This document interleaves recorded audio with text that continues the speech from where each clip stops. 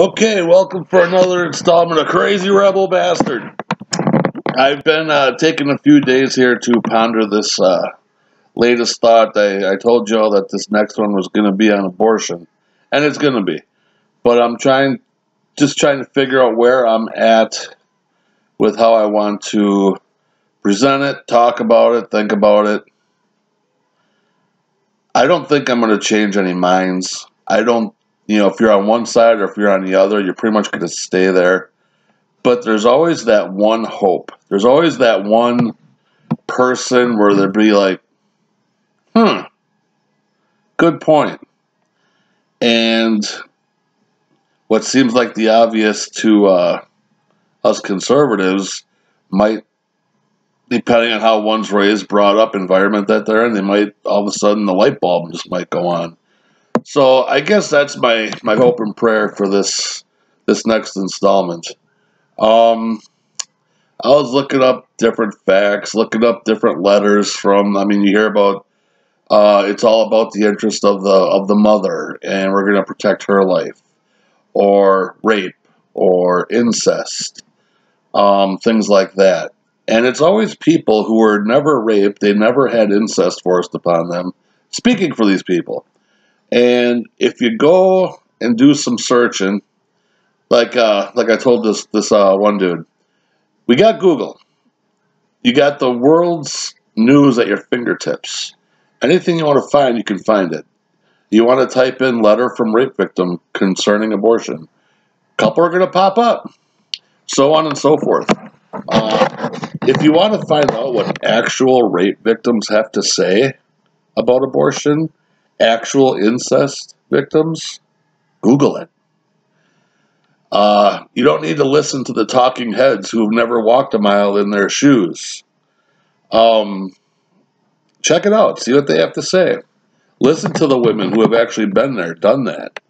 And then make up your own minds from that perspective.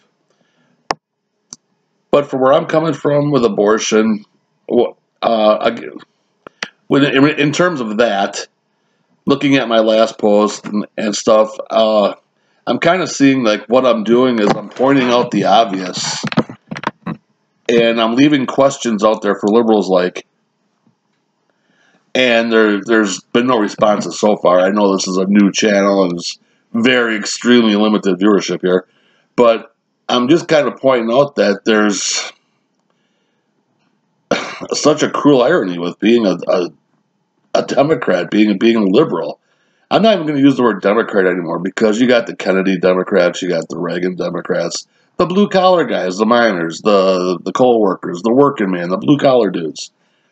Much respect for all of them voting Democrat for the working man, but those days are long gone. And we can't even use the word Democrat anymore as far as I'm concerned. That is an outdated statement.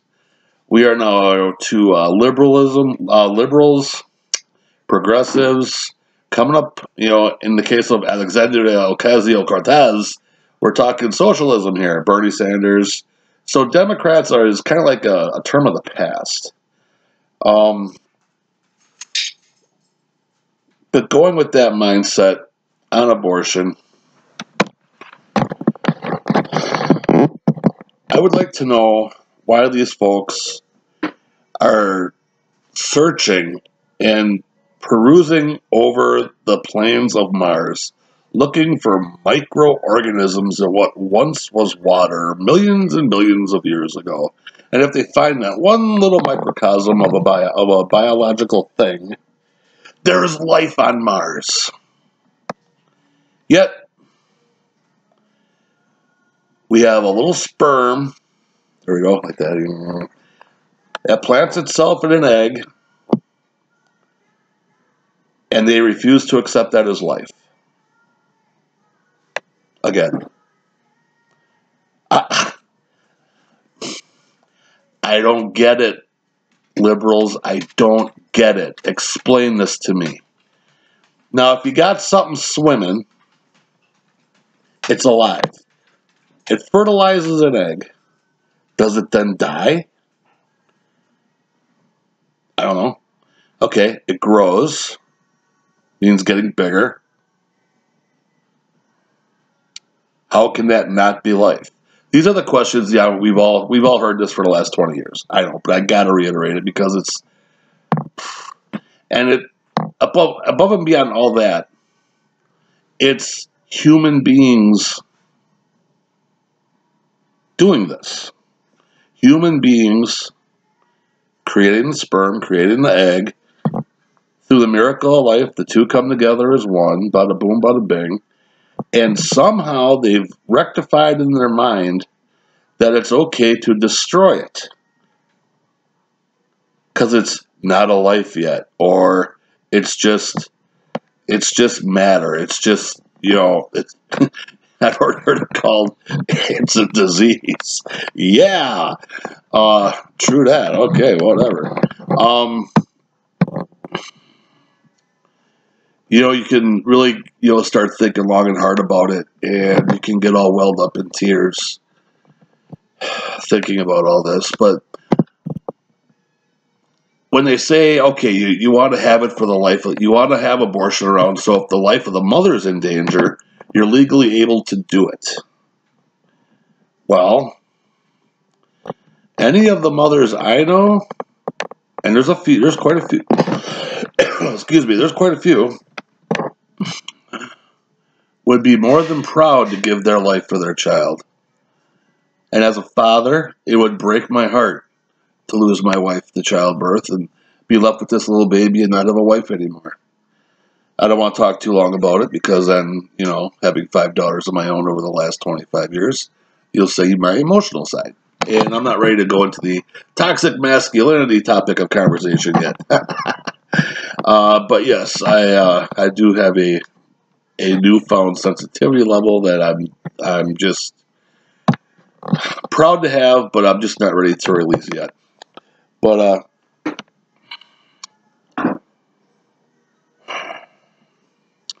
Sarah Palin brought up being a mama grizzly bear protecting her children. I want to put a little twist on that and say I would rather have a mother to stand between a grizzly bear and her baby. Not be the bear, but protect her own from the bear. I, as a father, would do the same. Any of you out there who are parents, get it. I know. The majority of us conservatives, whether we have a place with God or not, will die for our children. I myself choose to have a place with God. Many people I know, I'm coming to find out, don't. I'm not going to be Bible thumping to them, but to let them know that I do have a place with God.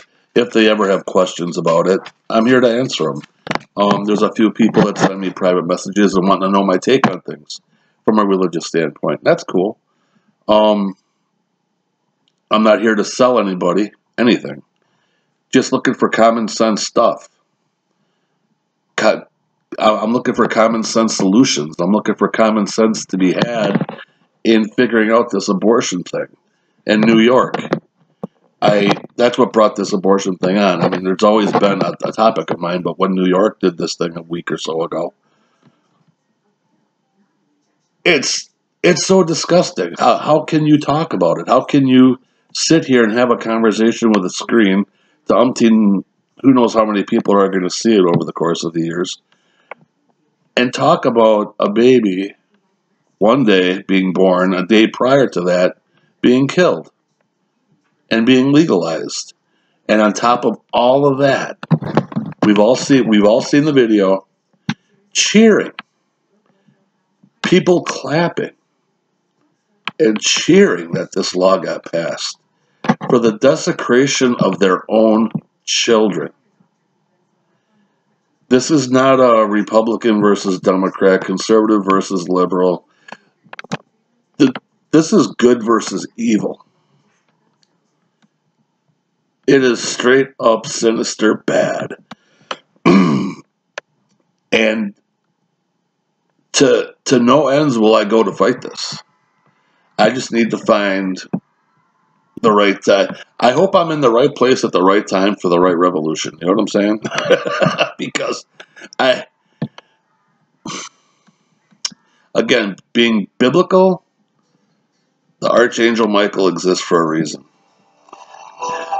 Do you want to go back to the Bible and talk about Joshua and what the good Lord had him doing? He was the guy who led the Israelites right after Moses there. I'm all about that kind of stuff right now. And if you're interested in it, go ahead and read it. Check it out. Basically, I could go really deep on this abortion thing. I could take this to a religious standpoint. I could take it, have tears and yell and rant and rave and drop the F-bomb and, get all excited as I have. It ain't worth it. Now it's a moment of silence is long time done, to quote a movie, which is where Crazy Rebel Bastard comes from. One of my most favorite shows. It's a 3-part series called Sons of Liberty. Check that one out. Google it up. Check it on YouTube. Just a couple of movie clips. Awesome 3-part series. There's a line or two in there with John Hancock talking to Sam Adams and refers to him in a snickering attitude like, yeah, you're really a crazy rebel bastard, aren't you? That's where the name comes from. And another line in that movie, when they have when the first shot is fired, and no, I lied. After the first battle at Bunker Hill, word comes down to when they're having the Continental Congress, and they realize that some of their friends have been killed. Sam Adams does. One of the guys in the Continental Congress stands up and says, we need to observe a moment of silence. George Washington slams his hand down on the table. He said, we've observed enough silence. Now it's time we do something about it. That's kind of where I'm at. We've had enough moments of silence. It's time to do something about it. The time is here. The time is now. Good versus evil. If you're religious, you know exactly what I'm talking about. You can't have good without evil. You can't have evil without the good. One has to exist in order for the other to be. And unfortunately, that's just the way it is. And if we want to get into a deeper conversation about that, we can do that at a later time. If you have any ideas for topics you want me to talk about, you want to interact with me, you want to engage, leave them on this page. Let me know what you want to hear about. Let me know what you want to talk about. Otherwise, I'll just keep throwing topics out there and wait for something to catch fire. You know what I'm saying? Take some time. Please share this with your friends. Share this with your family. Talk about it. We need to get this noticed. We need to get the word out. People like Rush and the sorts keep saying, about can't believe there's not a bigger national outcry for this topic, or there's not a bigger national outcry for this topic, or for that thing or the other, whatnot. There is. We're here. We're doing stupid stuff like this to get the word out. We're sitting here talking to a camera and putting it on YouTube so people know that we're out here. Birds of a feather kind of a thing. You know what I'm talking about? Rush, if you see this, we're here. We're trying to do something.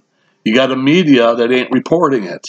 What do you want us to do? Quit our jobs and start storming? Fine.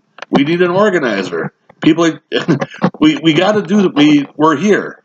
We're kind of lost in the woods. It will come together. We got to figure it out. Got to pray. We got to pray. And I'm even going to ask my friends, acquaintances, those who don't have a strong faith in God or none at all. For me, if you're my friend, buddy, pal, whatever, pray for me. You're all alone, laying in your bed late at night. No one's going to know any better. Give me a shout out to God. Just let him know that whether you believe or not, you're here and you care. We got to get something done, though. No one's going to save these children but us. What was that on one meme? It said, funny how everyone that's for abortion has been born already. Yeah, the voice of the unborn.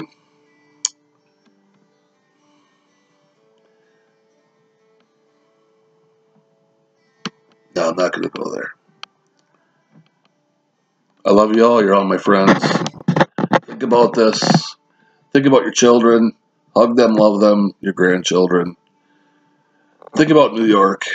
Think about what's here now and how much worse it can only get.